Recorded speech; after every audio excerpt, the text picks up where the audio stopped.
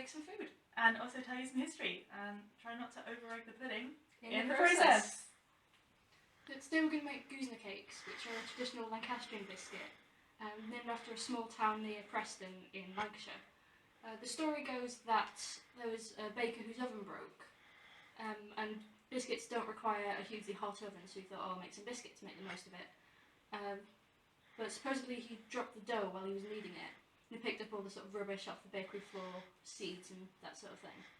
And he just made the biscuits anyway, and this is why they contain caraway seeds. That sounds like a pretty unhygienic baker there. Like, I'm sure ye old Food Standards Agency, had they existed at the time, would have been pretty angry. Well, if they had the Food Standards Agency 400 odd years ago, I'm sure these wouldn't exist. And the world of food history would be less rich. It really would. I would even go so far as to say poorer. Okay, so while that is a fun and interesting story and flouts all of the food hygiene rules that I ever heard of, I'm going to hit you right in the facts. It's probably not true. The main reason that the cakes contain caraway seeds is probably more to do with trying to spice up what is essentially just a kind of buttery biscuit. And spices are massively expensive in the early modern period, so caraway seeds, like so, are a pretty good way of adding more interest to your cakes. Caraway seeds come from Western Asia, sort of Europe, and also Scandinavia. So, fun fact, today Finland produces 28% of the world's caraway seeds, like these ones we have here. And so they're easier to get than the more expensive spices that come from further away, and so it's probably that is the reason that they were used. Okay, so you know more about this than I do, being Lancastrian and having a fancy swanky family recipe. Well, this isn't actually a family recipe. I found it online and altered it a little bit. Okay. Because there weren't enough seeds in it for me. Okay. So You're too CD for this. I am indeed. So basically, we start off with, to make 6 or 7 biscuits, we want 4 ounces of plain flour and 1 of caster sugar, just straight into the bowl. Don't need to sieve or anything like that. And then 3 ounces of softened butter. We're using buttery spread, but either is fine. And 1 heaped teaspoon of whole caraway seeds. Now you can use fennel, which gives it a more aniseedy flavour, but caraway is the more traditional option. Okay, then, sorry, can you do the breadcrumbing kneading? Okay, so then you knead it with your fingers. I'm not sure what else you knead it with, but then you knead it into like a breadcrumb consistency, like so. So just rub it between your fingers until it goes breadcrumb-like. I apologise for the slight blue tint of my nails, but when I was dyeing my hair, I accidentally dyed my nails as well.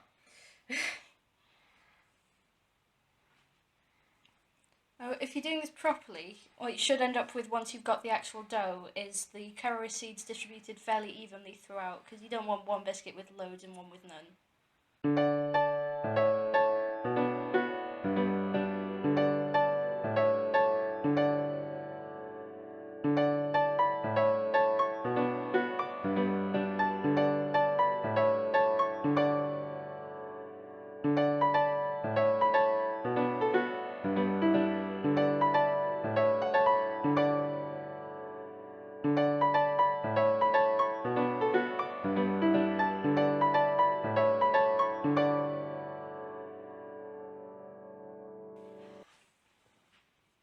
So you just want to bring it together, work it with mostly the heel of your hand, that's this bit here, so that it forms just one lump, really.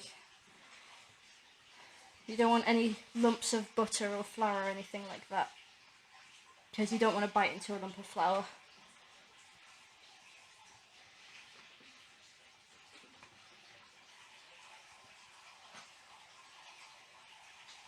Okay. And there is your dough.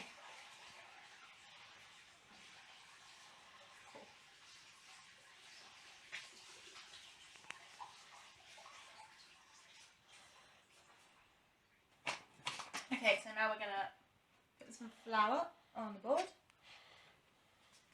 and roll out the dough to about a centimetre thick. Just flour the rolling pin as well, like my mother taught me.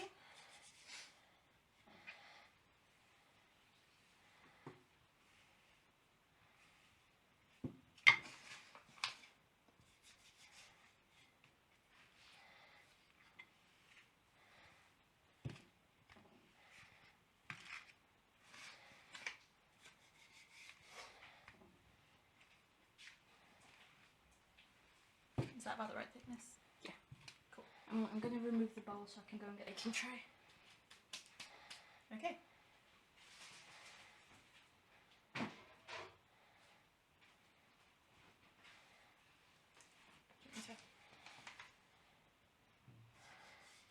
And then we're going to put that onto a grease baking tray. No, Oh, you cut it. Oh, yeah, because the biscuits. Yeah. Okay. Never mind. So, plot twist. These are not cakes. These are biscuits. We're going to cut them with a 2 to 3 inch cookie cutter. Normally, if you get a pack of 3, it's just the biggest one.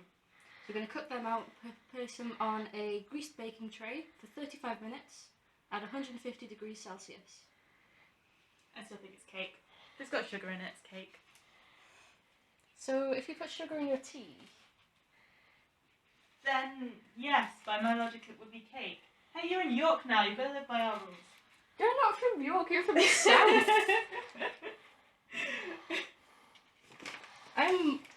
I am more Yorkshire than you by dint of being from the north.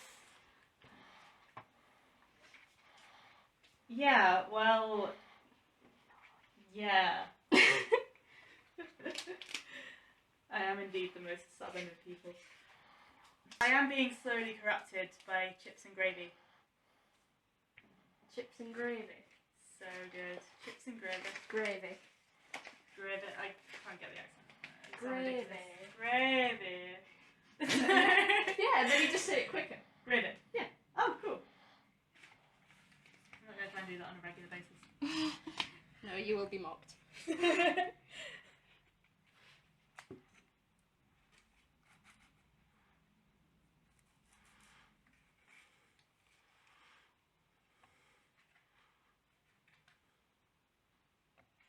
Get one more out.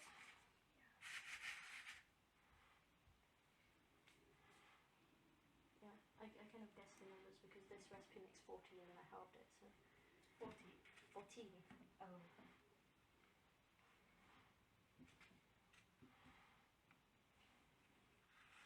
Might get one more out of that actually. Or just a lump. Actually, best thing to do. We always end up with an amorphous lump of dough. Oh, see, I always squish it into the cutter. We just have If you're not sure if you can make an extra biscuit or not, good tip is to just squish the dough down into the cutter. If you've got no holes, it's another biscuit. Or you can do what my family do and just have it as an amorphous lump of biscuit, which is the first to go when you have to quality taste it, of course. I'm gonna go put this in the oven. In the messy, messy kitchen. This is a real slice of life production.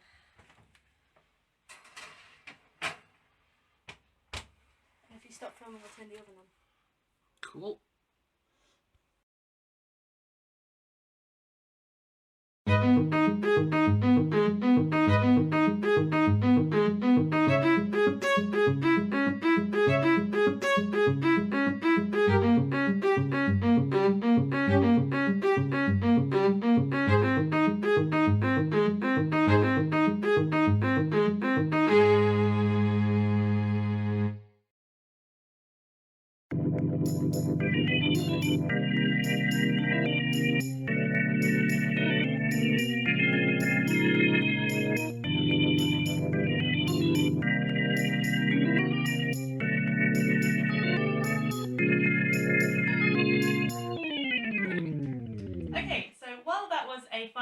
interesting story, I'm now going to hit you right in the facts with, surprisingly, some facts.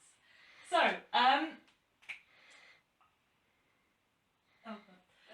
I forgot what I was Did you gonna say. forget the facts? I did forget the facts, yeah.